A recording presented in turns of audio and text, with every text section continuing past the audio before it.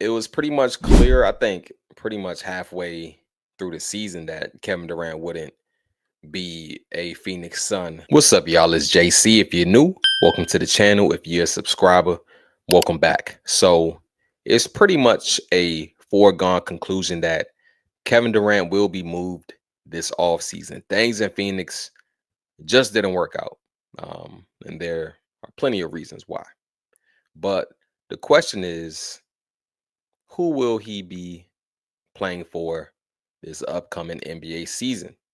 Now, I have my thoughts, but I want to get into it after I play this clip. Now, this is a clip from that I saw on Twitter. It is from Burns and Gambo, Arizona Sports 98.7 FM.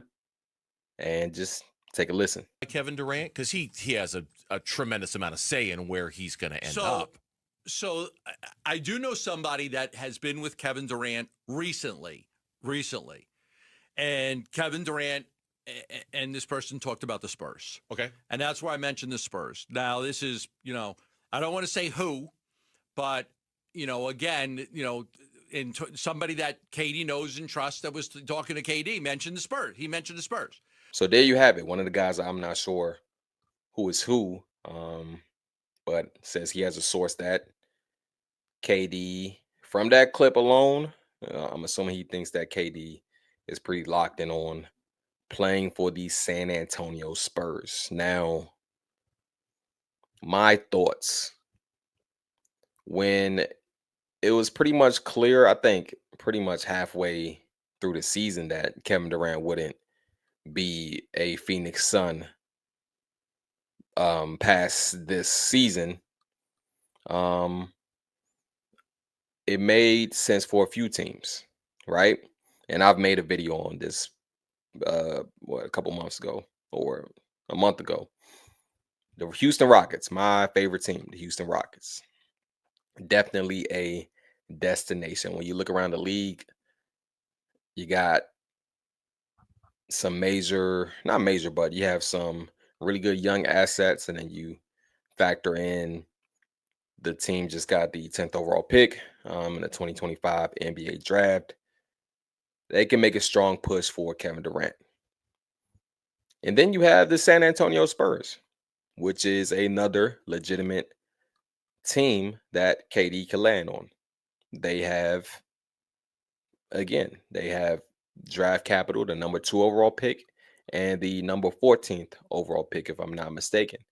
Then they have young guys as well.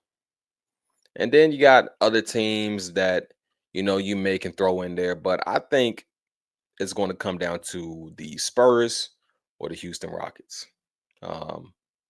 If the Houston Rockets think that their window is open to win now, meaning a NBA championship, I think, like I said in my video prior, I think they should make that move for Kevin Durant if they think that the NBA championship window is open. If you want to just ride out with the guys, keep the same nucleus, just run it back, let the guys improve. Now, the San Antonio Spurs are kind of in a different circumstance, I believe, because they have a little bit more. They have guys who aren't as, they don't have. I think the Houston Rockets have more guys with higher potential than the San Antonio Spurs by numbers, right? You look at Reed Shepard. You can just go down the list: Reed Shepard, Jabari Smith, Cam Whitmore, Jalen Green, obviously, Alpi, Amen Thompson. That's like what I just named 5 guys right there, 5, 6 guys. But when you look at the San Antonio Spurs, I think, not saying they don't have guys with a bunch of potential, but I think the Rockets, their guys just have higher potential than those guys on the Spurs. But what the San Antonio Spurs do have is draft capital. Now, the number 2 overall pick, I don't think you trade the number 2 overall pick for Kevin Durant. I don't think that's involved in the deal because KD, of course, as we know, will be 37 this upcoming season. turning 37 in September. So I don't see the number 2 overall pick being moved for Kevin Durant. That's just hard for me to see. Um, but they also have pieces in place. You have Wemby, which is obvious. I'm just thinking KD and Wemby. That like that just sounds. You got two aliens on one team, right? Um, and then you have De'Aaron Fox, who is a very, very good point guard. You know, he's been there. He has playoff experience. He maybe well, I think he's an all star, right? I think what two-time all star maybe, um, or one time maybe three. Who knows? But I know he's made at least one all star if I'm not mistaken. I think they're more geared to. I think they may be more geared to, make that move for Kevin Durant because um they have some vets they can move. Um, not saying that the Rockets don't, but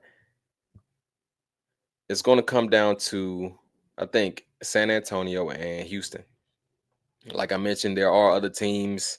I know the Mavericks have been brought up. I'm not sure that happens. Moving. I think the trade that people bring up will be moving Kyrie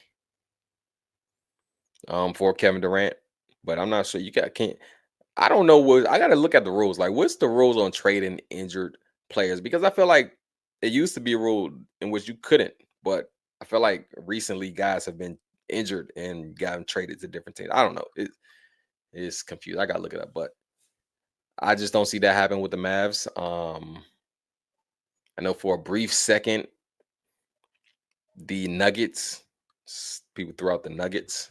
Now that would be a very intriguing team with KD and Jokic, but probably comes down to who do you give up? Do you have to give up Jamal Murray? Do you have to? I'm assuming Gordon would be in the mix as well. So, but I think San Antonio and the uh, Houston Rockets, because San Antonio, if you look at that, you potential like for sure guys that they're going to keep Wemby. Of course, you would have KD. Of course, you have Stephon Castle. I don't think you give up on. Don't you not give up on? I don't think you give up Stephon Castle for KD. Um, who else? I think you keep Chris Paul. I think you keep Chris Paul, and of course, De'Aaron Fox. I think with those 4 or 5 guys I just named, and then you surround them with some vets and a couple of younger guys. It's a formidable team that can make a push in the playoffs.